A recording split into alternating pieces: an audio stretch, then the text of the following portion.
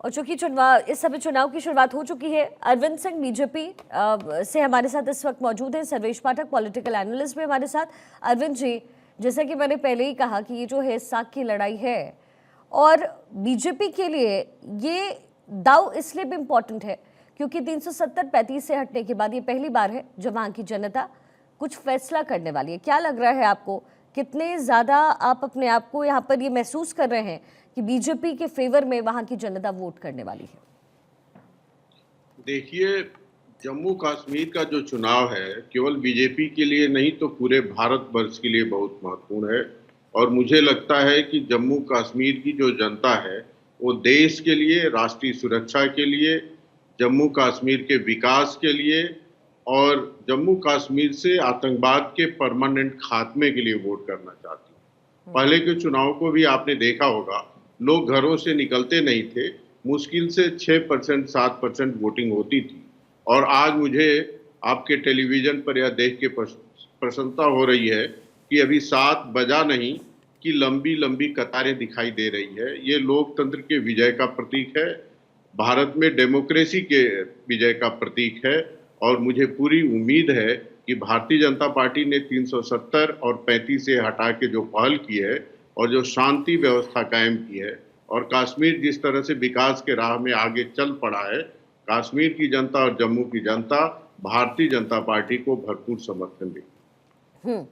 सर्वेश जी, जैसा कि मैंने कहा कि बहुत सारे मुद्दे हैं, वो स्टेटहुड का हो, बेरोजगारी के मुद्दे हो या फिर फ्री बिजली पानी। हमने देखा ये भी जो है पॉलिटिकल पार्टीज की तरफ से किया गया है, फ्रीबीज जो है वो जनता तक पहुंचाने की कोशिश की गई है ताकि वोट बैंक जो है उन तक पहुंच सके। ऐसे में जम्मू कश्मीर की जनताओं के लिए इस समय क्या मुद्दे हैं जो आपको लगता है जो सर्वोपरि आज होने वाला है? देखिए, जम्मू कश्मीर की सबसे पहले आपके सभी दर्शकों को मेरा नमस्कार और सभी से अपील करता हूं जम्मू कश्मीर के आपके सभी दर्शकों को कि भारी संख्या में आप जाएं और अपना मतदान दें। आज आपका दिन है। आप अपने हिसाब से जिस तरह लोकसभा में कैंडिडेट चुने उसी तरह इस विधानसभा में भी चुनिए। दूसरी बात देखिए, जो मुद्दों की बात है, सबसे बड़ा मुद्दा वहां पे जो होगा वो बेरोजगारी या रोजगार के अवसर का होगा। मैं इसलिए बार बार कह रहा हूं कि जब भी वहां पे कर्फ्यू लगते थे या पहले वाली स्थिति थी, वहां के युवाओं को रोजगार नहीं मिलते थे।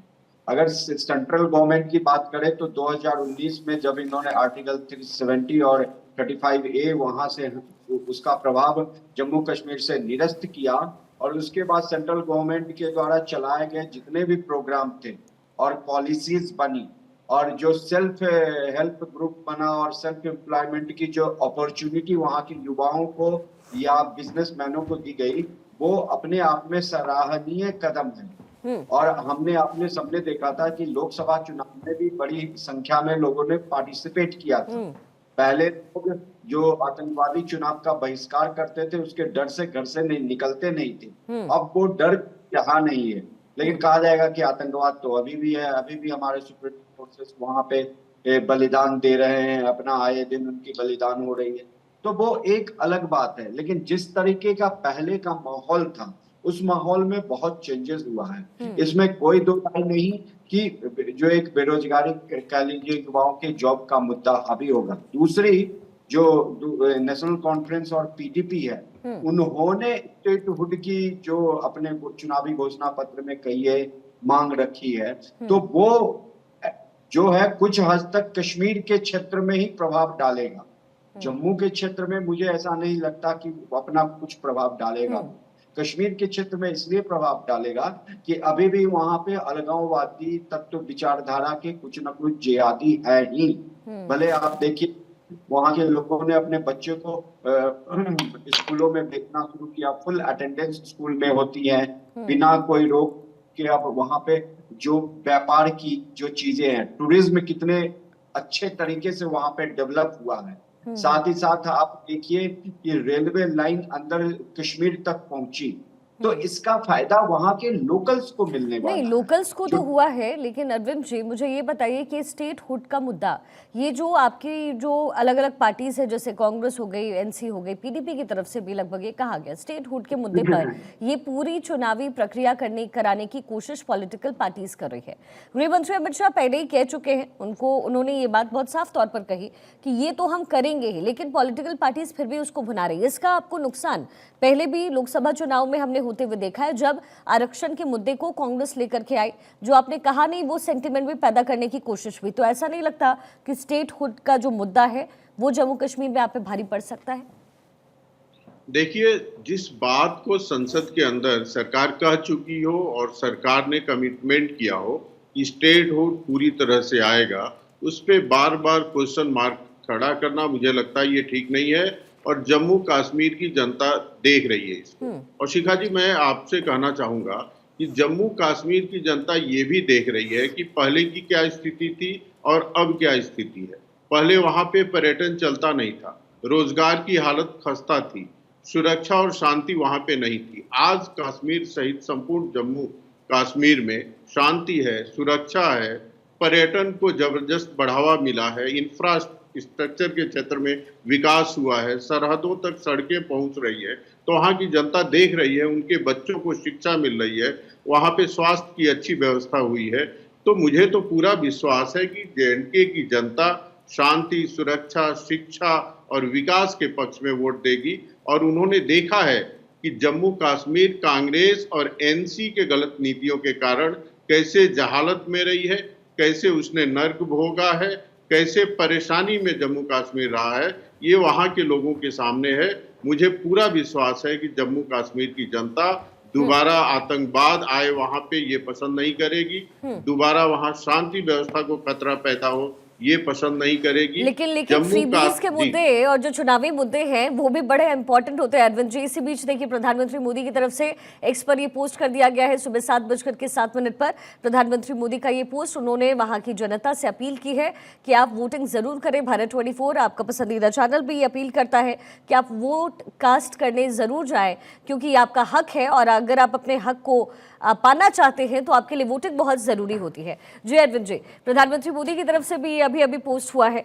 और अरविंद जी, मेरा सवाल आपसे ये था कि फ्रीबीज के मुद्दे हो गए। देखिए, सबसे बड़ी बात यह है कि लोकसभा का चुनाव और विधानसभा का चुनाव अलग अलग होता है, और जब ये चुनाव अलग होते हैं तो मुद्दे अलग हो जाते हैं। मैं आपसे इसका जवाब लूंगी, लेकिन उससे पहले प्रधानमंत्री की तरफ से क्या लिखा गया है? मतदान केंद्र पर आप पहुंचिए, लोकतंत्र का पर्व है, आपको इसमें आपकी हिस्सेदारी होनी चाहिए। पीएम ने लोगों से वोट करने की अपील की है। ट्वीट भी आपको दिखा रहे हैं, ये जो पोस्ट उनकी तरफ से किया गया है। प्रधानमंत्री ने फर्स्ट फेज की वोटिंग से पहले ये पोस्ट किया।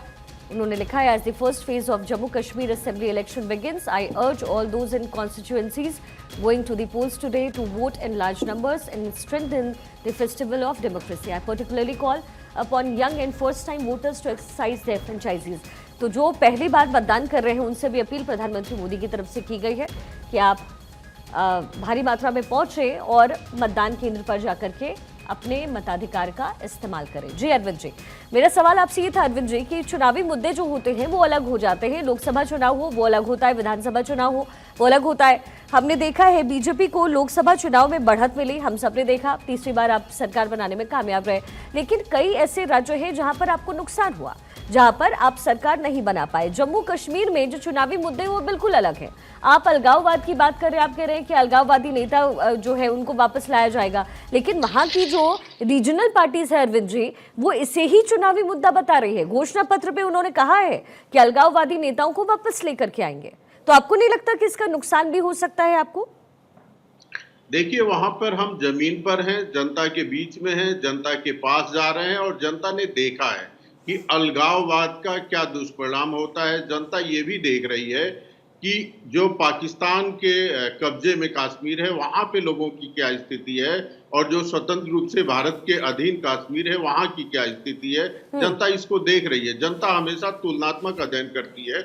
कश्मीर में लोगों के बच्चों को शिक्षा नहीं मिल पाती थी, स्कूल जाएं ऐसी स्थिति 370 हटने के पहले नहीं रहती थी, स्वास्थ्य सुविधाएं नहीं थी, आए दिन वहां गोलियां चलती थी, लोगों की हत्याएं होती थी। तो मुझे नहीं लगता है कि कहीं की भी जनता आतंकवाद को चुनेगी, हिंसा को चुनेगी। सबको शांति चाहिए, सबको सुरक्षा चाहिए, सबको विकास चाहिए। और मैं आपको विश्वास दिलाता हूं, आप देखिए, और सबसे बड़ा प्रतीक तो है वहां पे वोटिंग का चढ़ बढ़ के होना, लोगों का चढ़ बढ़ के इस लोकतंत्र के उत्सव में भाग लेना। नहीं तो एक जमाना था कि लोग घरों से निकलते ही नहीं थे वोट करने के लिए। आज जिस तरह से लोग निकल रहे हैं, ये दर्शाता है कि लोगों को लोकतंत्र में विश्वास बढ़ा है, लोगों को शांति चाहिए, लोगों को विश्वास चाहिए, और लोग अपने हिसाब से वहां पे ऐसे प्रतिनिधि को चुनेंगे जो विकास जिसके लिए प्राथमिकता होगी, जिसके लिए सुरक्षा प्राथमिकता होगी। उम्मीद हम भी और यही एक करते चीज हैं और कि मैं जी बोलिए। एक चीज और मैं बताऊंगा, कश्मीर में आप देखिएगा भारतीय जनता पार्टी का प्रदर्शन बहुत अच्छा रहेगा घाटी में, और कम से कम हम डबल डिजिट में सीट लेकर आएंगे। और जहां तक जम्मू रीजन की बात है, वहां पे किसी का खाता खुलने वाला नहीं है, पूरी की पूरी सीटें बीजेपी को मिलेंगी। बिल्कुल, उम्मीद यही है कि जनता जो है वो अपने घरों से निकलकर वोट करे, क्योंकि ये उनकी किस्मत का फैसला होता है जो कि ईवीएम द्वारा लिखा जाता है। सर्वेश जी, हमने चुनावी मुद्दों का जिक्र किया। 370 बीजेपी को छोड़ करके हर एक पार्टी ने कमोबेश 370 के नाम पर जो है चुनावी वोट मांगने की कोशिश की है। वो चाहे नेशनल कॉन्फ्रेंस हो, कांग्रेस ने अपने मुंह से तो नहीं कहा, लेकिन हाँ जाहिर है गठबंधन में है तो फिर मामला कुछ ऐसा ही है। तो 370 जिसे हटाया गया, 35 से जिसे हटाया गया, उसकी दोबारा बहाली की बात आखिर ये पॉलिटिकल पार्टीज क्यों कर रही है? क्या जनता के दिल में भी ऐसा ही कुछ है वहां? देखिए, जनता, मैंने जैसा कि कहा कि ऐसा नहीं है कि सभी की सभी जनता कश्मीर रीजन की, जम्मू की तो बीजेपी के फेवर में है, इसमें कोई डाउट नहीं है। जब बीजेपी पीडीपी के साथ सरकार बनाई तो इनका जो वोट बैंक था, उनकी जो सीटें आई थी जम्मू रीजन में थी, इसके बलबूते पे इन्होंने सरकार बनाई थी। लेकिन अलगाववाद विचारधारा के, जिहादी मानसिकता के एक वर्ग अभी भी जम्मू कश्मीर में सक्रिय है। वही वर्ग वहां के आतंकवादियों को अपने घर में पनाह देता है। तो इसमें कोई दो राय नहीं, भले उनको आर्टिकल 370 की क्या क्या खामियां थी, 35A की क्या खामियां थी, उनको किस तरीके से भुगतना पड़ा इन आजादी के बाद इतने वर्षों में, वो समझ में ना आए। लेकिन क्या होता है कि बहुत जनता पढ़ी लिखे नहीं होते, उनको ये नेशनल कॉन्फ्रेंस और पीडीपी वाले भ्रमित करना कि आपका अधिकार छीन लिया, सेंट्रल गवर्नमेंट ने ये कर दिया, वो एक उन अलगाववादी विचारधारा के जनता के बीच में जरूर रहे। लेकिन सर्वेश, ये तो आपके विचार है ना, फिर तो वोट जो कास्ट कर रही है वो तो जनता कर रही है। मैं आपके पास वापस आऊंगी, जरा एक बड़ी खबर मिल रही है उसका पहले मैं सर्वेश जी अभी चर्चा करेंगे इस पर, लेकिन उससे पहले एक बड़ी जानकारी मिल रही है।